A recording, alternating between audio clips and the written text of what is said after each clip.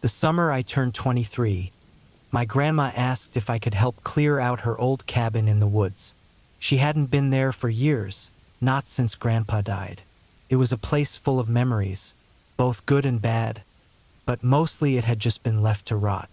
She wanted to sell it and needed someone to clean it out before she could do that. The cabin was at the end of a dirt path that cut through thick trees. It was small, with peeling paint, a sagging porch, and a single light bulb that barely lit the inside.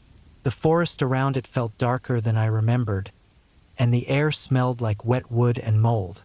It was just me, my flashlight, and the creaking of the old place settling into the quiet. The first day was pretty normal. I boxed up old books, folded dusty blankets, and threw out things that were too damaged to save. Most of it looked like it hadn't been touched in decades. I slept on an air mattress on the floor and fell asleep to the sounds of the woods. Crickets whined through the trees, and the occasional rustle of some animal outside. On the second day, I found something strange. In the back bedroom, under a loose floorboard, there was a small metal box. It wasn't locked, so I opened it. Inside were some old papers and a stack of Polaroid photos. The pictures were of the cabin and the woods around it, but something about them felt off. The way they were taken made it seem like whoever had the camera was hiding, watching from the trees. The dates on the back of the photos were weird, too. They weren't from when Grandma or Grandpa lived there. They were from more recent years, long after the cabin had been left empty. My chest felt tight as I went through them. The last photo showed the bedroom window, taken from outside. I tried to tell myself it was nothing, maybe just kids messing around, but it stuck with me. That night, I locked the door, something I hadn't done the night before, and wedged a chair under the doorknob. I barely slept. Every little creak or sound outside made my heart race. The next morning, I decided to look around the property. Behind the cabin, I found something that hadn't been there before: a fire pit. It was filled with burned cans and ash, and it looked fresh. Someone had been camping out back, maybe recently. I decided I'd pack up and leave that day. I put everything I could into my car, making sure to take the box with the photos. The rest of the work could wait for someone else. As I carried the last load to the car, I couldn't shake the feeling that someone was watching me. The woods were too quiet. Even the birds weren't making a sound. Before I left, I went to check the back of the cabin one more time. I don't know why, but my eyes caught a patch of dirt that looked different, like it had been dug up and then covered again. I grabbed a stick and started poking at it. About a foot down, I hit something hard. It was a rusted tin box. I pried it open, and inside I found more photos. But these were worse. They weren't of the cabin or the woods. They were of people, strangers. Their faces were blank, and their clothes were dirty. Some looked scared. Others looked dead. My stomach turned, and I quickly covered the hole back up like I'd never found it. I got in my car and drove away without looking back. As I turned onto the main road, I saw a truck parked just off the trail. It hadn't been there when I arrived. I glanced in my rearview mirror, and for a second, I thought I saw someone standing in the trees, watching. But when I looked again, there was no one there. When I got home, I locked every door and window.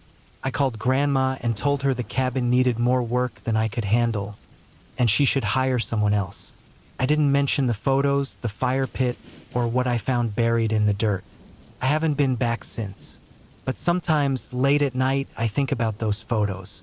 I wonder who those people were. I wonder what happened to them. And sometimes, I think about the person who took those pictures, the one hiding in the trees. I wonder if they've found someone else to watch, or if maybe they're still watching me.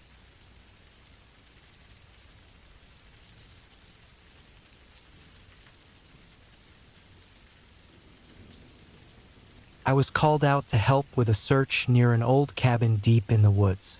A couple hiking through the area had reported a horrible smell coming from somewhere near the cabin. Calls like this usually end up being a dead animal or nothing at all, but it was my job, so I joined the team and headed out.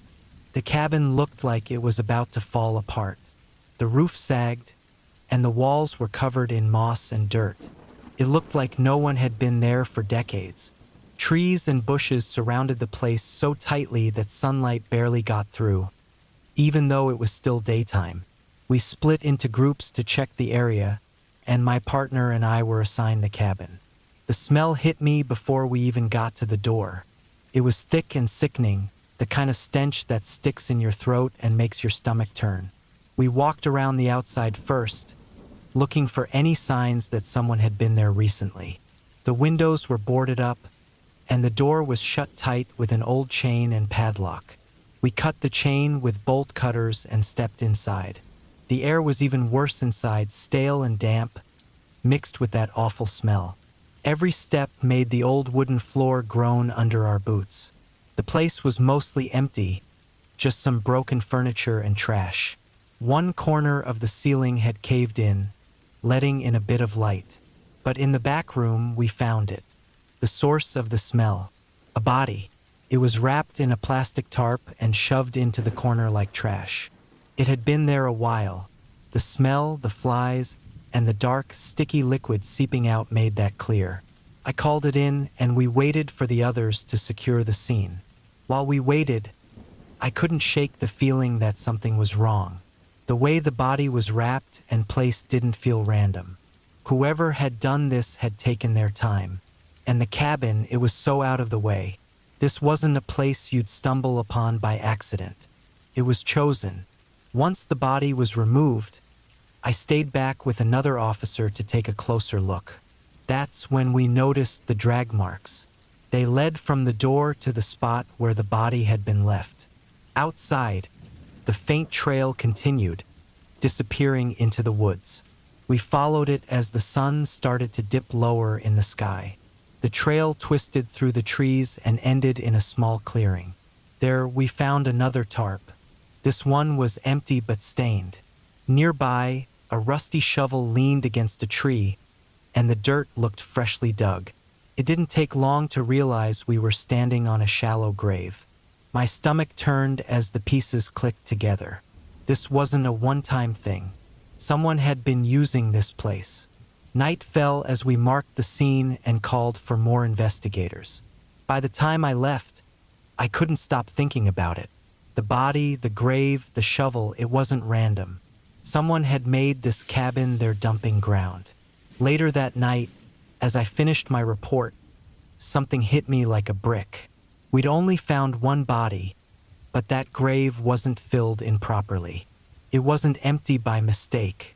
They hadn't finished what they'd started. And whoever they were, they weren't done.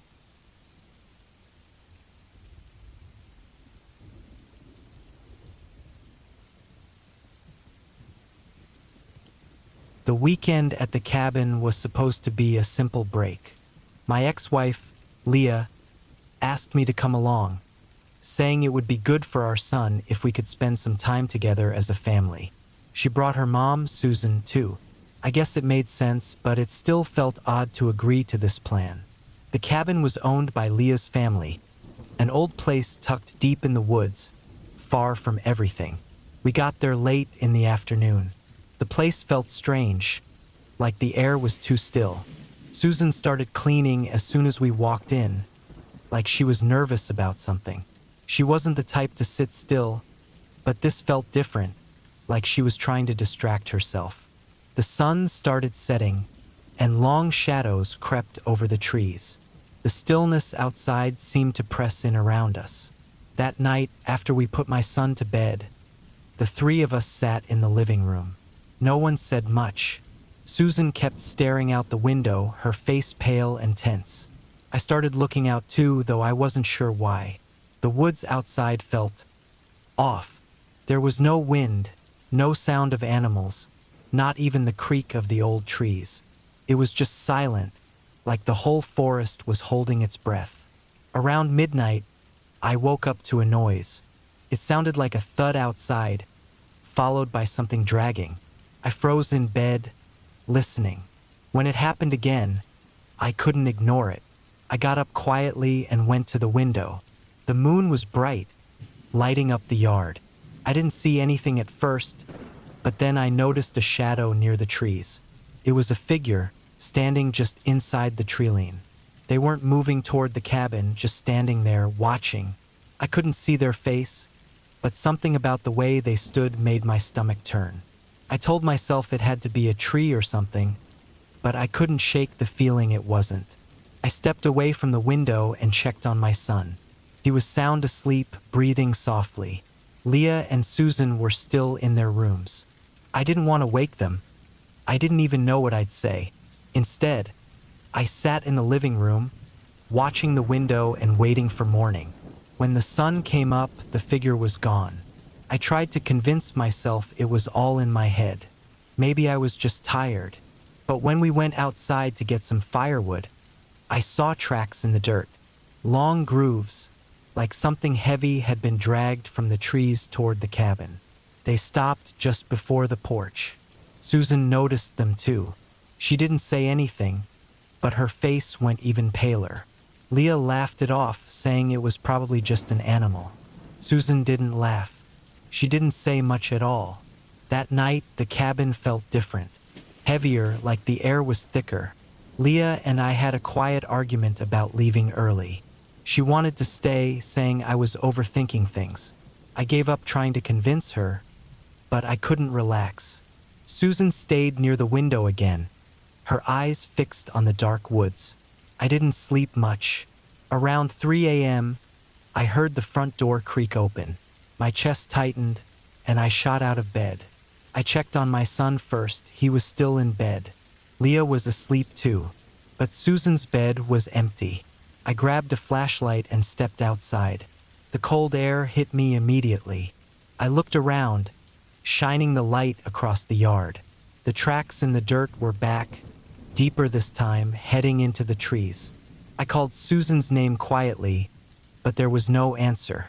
Something moved just beyond the light's reach, a soft rustling sound. My stomach turned, and I knew I shouldn't go any farther. But I couldn't leave her out there alone. I followed the tracks, the flashlight shaking in my hand. Every step felt harder than the last. The light flickered, and for a moment, everything went black. When it came back on, the beam landed on something in the dirt. It was Susan's scarf, torn and covered in mud. I stood there, frozen. My heart was racing, and I knew I couldn't keep going. I turned and ran back to the cabin, locking every door and window behind me. I stayed up the rest of the night, listening for any sound. The next morning, Leah called the police. A group searched the woods, but they didn't find anything. No tracks, no sign of Susan. It was like she had vanished. The sheriff said she might have gotten lost, but I knew that wasn't true. Those tracks, the figure in the woods, this wasn't an accident. We left the cabin that day, and I never went back. Leah tried to explain it away, saying Susan had been stressed lately, but I could see in her eyes she didn't believe her own words. I moved far from the area, but sometimes at night, when everything is quiet, I hear it again, the sound of dragging outside. It's closer now. And last night, for the first time, I thought I saw a shadow just outside my window. It didn't move. It just stood there watching.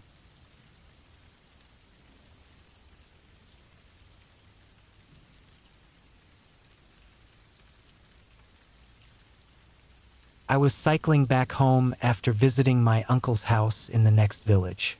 The sun had already set, and the sky was a deep purple. I'd left later than I planned, and now it was getting darker fast. The narrow road stretched out in front of me, with tall trees on both sides. Their branches hung low, almost like arms reaching out toward me. The air turned colder as I pedaled, and the sounds of crickets and rustling leaves felt louder than usual. I passed by an old cabin I'd seen many times before. It sat a little off the road, surrounded by bushes and weeds. The place always gave me an uneasy feeling, but tonight, it felt worse. The shadows around it looked darker, like they had swallowed the cabin whole. As I kept cycling, my bike chain started making this strange clicking noise. I stopped to check it, annoyed at the delay. The chain had loosened, so I had to mess around with it for a bit to tighten it. As I stood there, fixing it in the growing darkness, something caught my eye. There was a faint light coming from the cabin's window. At first, I thought I was imagining it. Maybe it was just a reflection or something. But when I looked closer, I could see it clearly. A dull, yellow light, like from an old lamp. I knew no one lived there. The cabin had been empty for years. My gut told me to keep going, to ignore it. But I couldn't. I wanted to know what it was. I walked my bike off the road and toward the cabin. The gravel crunched under my tires as I got closer. The light flickered a little, like it was moving, but everything else was quiet. No voices, no footsteps. Just that faint, swaying glow. I stopped a short distance away and leaned my bike against my leg. My heart was pounding so hard it felt like it was in my throat. Suddenly, I heard a thud from inside the cabin, like something heavy had fallen to the floor. My whole body froze. I wanted to run, but my legs wouldn't move. I just stood there, staring at the cabin. Then the light in the window went out. The darkness around me felt thicker now, heavier. The only light was the faint glow of the moon filtering through the trees. I finally snapped out of it and jumped on my bike. I pedaled as fast as I could, my legs burning with every push. I didn't dare look back. The road felt endless, and the sounds of the night seemed sharper, harsher. Every rustle in the bushes made me flinch. Every crack of a twig made my heart race. I felt like something was behind me, just out of sight. When I reached the village, I stopped under the first streetlight and looked back down the road. It was empty and quiet. I stood there for a while, trying to calm down, telling myself it was nothing. Maybe someone was living in the cabin without anyone knowing, I thought. That would explain the light and the noise. But something deep inside me didn't believe that. Something felt wrong. The next day, I mentioned what I saw to an older man in the village. His face changed immediately. He told me a story I wish I hadn't heard. Years ago, some people had gone missing near that cabin. Their bikes were found on the side of the road, but the people were never seen again. The cabin had been abandoned ever since, but no one ever went near it, not even to check inside. I haven't been back on that road since. I try not to think about it, but sometimes it comes back to me, especially at night. I can't stop wondering what was inside the cabin. Was it a person or something worse? And what would have happened if I'd stayed there even a second longer? Sometimes, when it's quiet enough, I think I hear that same clicking noise, like my bike chain. But when I look, there's nothing there.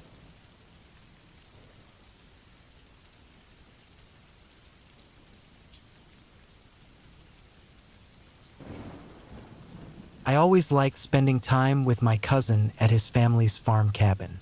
It was deep in the countryside, far from any neighbors, surrounded by open fields and dense woods. All you could hear were birds, insects, and the wind in the trees. This time, it was just the two of us staying for the weekend. We wanted to get away from everything, relax, and just enjoy the quiet. The first night was normal. We made some food on the grill, sat outside looking at the stars, and went to bed early. The next day, we spent hours walking through the woods. We followed trails, climbed over fallen logs, and found a small stream. By the time we got back to the cabin that evening, we were both so tired we just stayed inside. The cabin was small, with creaky wooden floors and a stove that kept the whole place warm. That night, I noticed something strange. It was too quiet. Usually, you'd hear crickets or maybe an owl, but there was nothing. Just silence. It felt off, but I told myself it was probably normal for a place like this. I was tired, so I pushed the thought away and went to sleep. The next day, my cousin suggested we go check out an old barn he remembered seeing when he was younger. It was a couple of miles through the woods. The walk there was peaceful at first, but as we got closer, I felt uneasy. The barn looked run down, like it hadn't been touched in years. Its wood was rotting, the windows were broken, and tall grass surrounded it. When we went inside, it smelled bad, like old damp wood mixed with something rotten.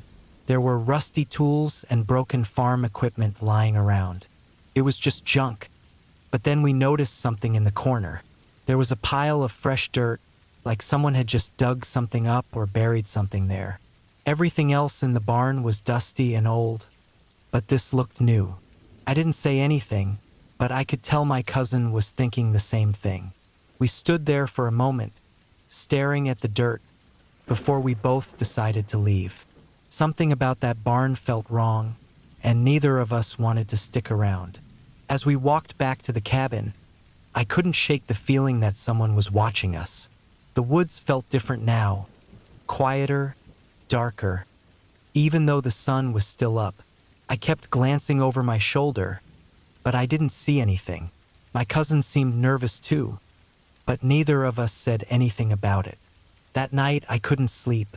The quiet was back, and this time it felt heavy, like the silence was sitting on my chest. Around midnight, I heard a sound outside. It was faint, like dry leaves being stepped on. My heart started pounding as the sound got closer, one slow step at a time. I lay frozen, staring at the ceiling, too scared to move. The footsteps stopped right outside my window. I could feel my chest tighten as I tried not to breathe too loudly. After a while, I finally worked up the courage to look. Through the thin curtain, I could see a shadow. Someone was standing there, perfectly still, facing the window. They didn't move. They just stood there watching. I must have fallen asleep somehow, because the next thing I knew, it was morning. My cousin was already up, and he looked pale. He told me he'd heard footsteps outside too. He'd even gone to check, but no one was there. We decided to leave early. As we packed up, I noticed something that made my stomach drop. There were footprints in the dirt. They led from the woods to the cabin and back toward the barn. Whoever or whatever it was, they had been there. On the drive home, neither of us spoke. We haven't talked about it since. But sometimes, late at night, I think about the footprints and the shadow outside the window. I can't help but wonder if someone followed us back to the cabin that day, or if they ever really left.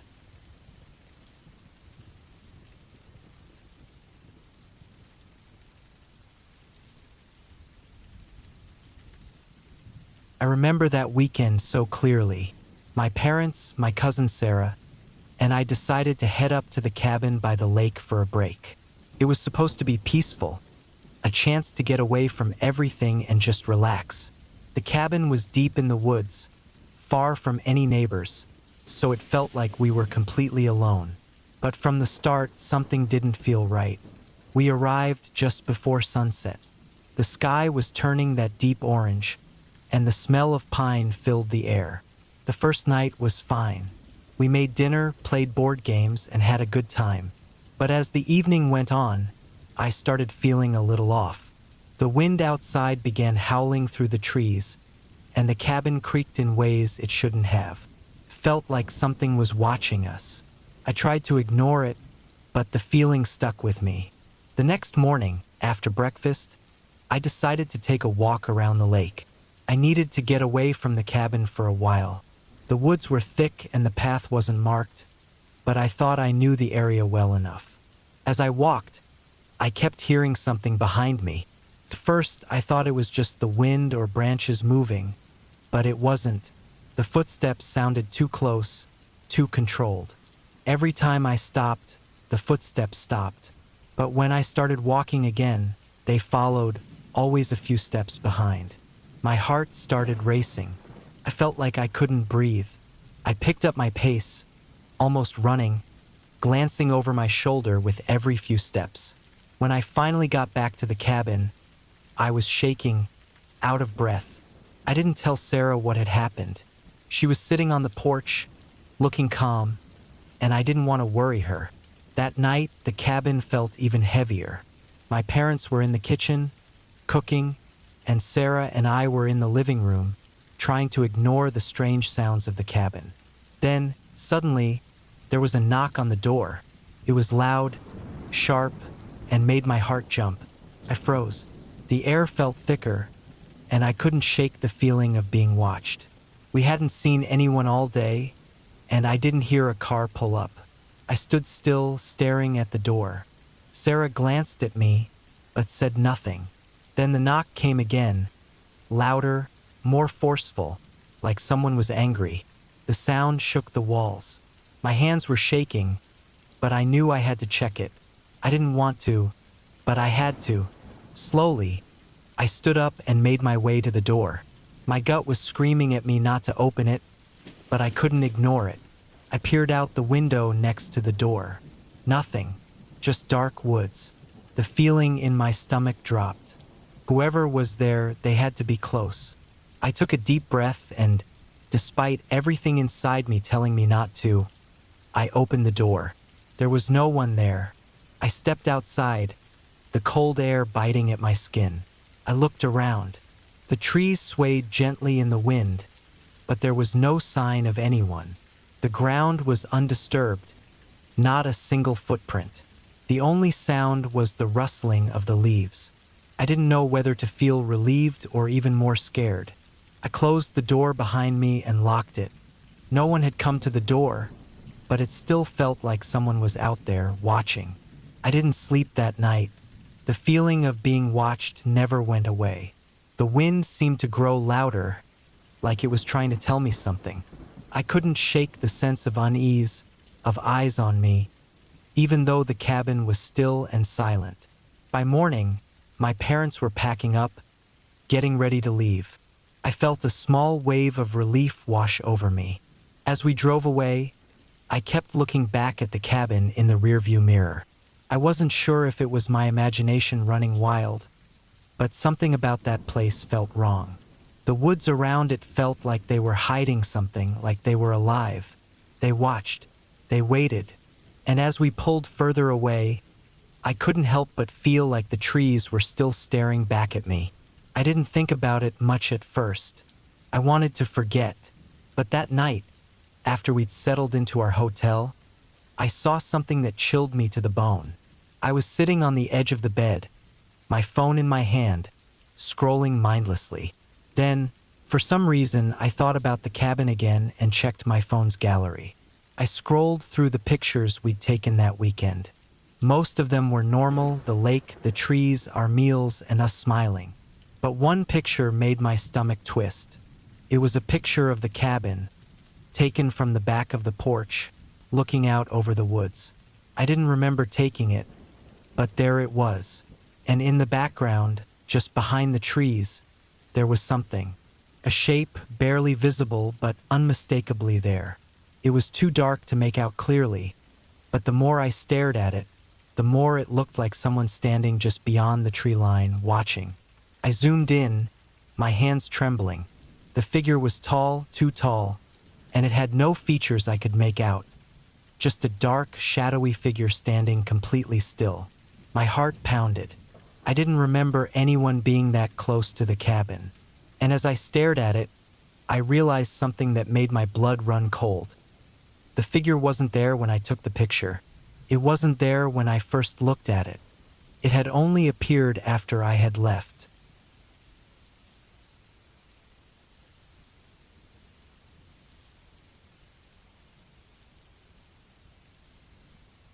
I went to my cabin in the woods for the weekend, hoping to get away from everything and have some peace. It's far enough from town that my nearest neighbor lives a couple of miles away. I liked being alone there. It's quiet and calm. But that weekend felt different. It started around dusk. The sun was dropping behind the trees, and the woods were getting darker. I saw a truck parked up the road, near the edge of my land. At first, I thought it was nothing, just someone passing by. But there was something about it that didn't sit right with me. I didn't recognize the truck, and there were no other cars around. I figured I was just overthinking it, so I pushed it out of my mind. As night fell, I sat by the fire, just trying to relax. The woods were quiet, and the crackling of the fire was soothing. But then I heard something, a tapping sound, slow and steady, coming from outside. It wasn't the wind or any animals. This sound was too deliberate. I stood up and went to the window, looking out. I couldn't see anything, just the dark trees and the glow of the fire. But something felt off. I couldn't shake the feeling that I wasn't alone. I locked the door and went back to the fire, trying to calm myself down.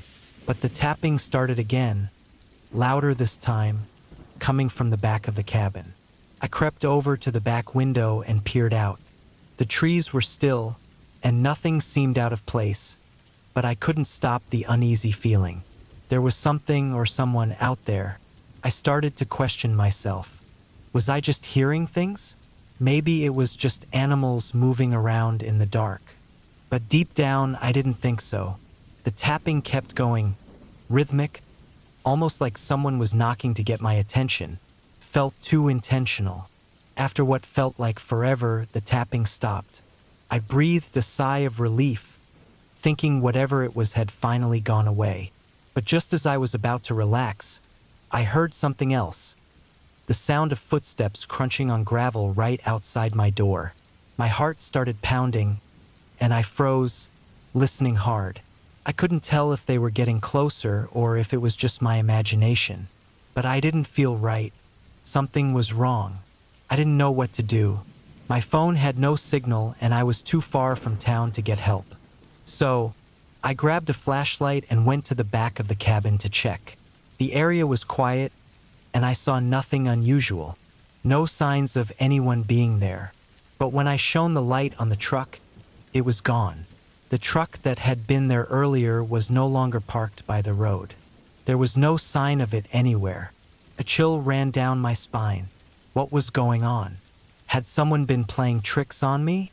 Or was I just losing my mind? I turned around and started heading back to the cabin. But then I heard it again, the sound of gravel crunching behind me. I spun around, shining the flashlight behind me. But there was nothing. No truck. No person. Just the dark, quiet night. I hurried back inside, locking the doors and windows as fast as I could. I sat down, trying to calm myself, but my heart was racing. The air inside felt heavier, like something was pressing down on me.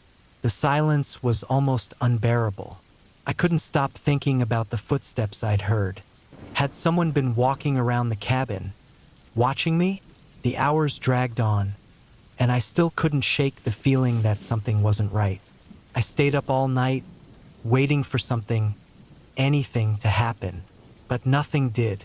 The next morning, I packed up quickly, feeling the need to leave. I needed to get out of there.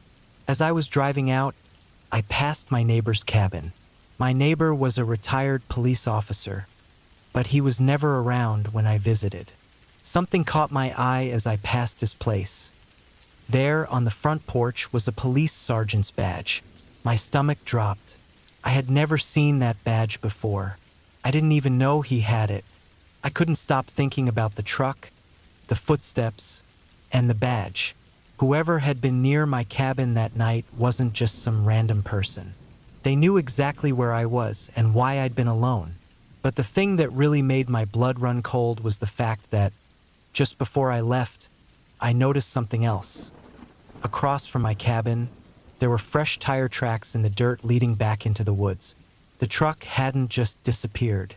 It had driven off into the trees out of sight. I realized then that I hadn't been alone.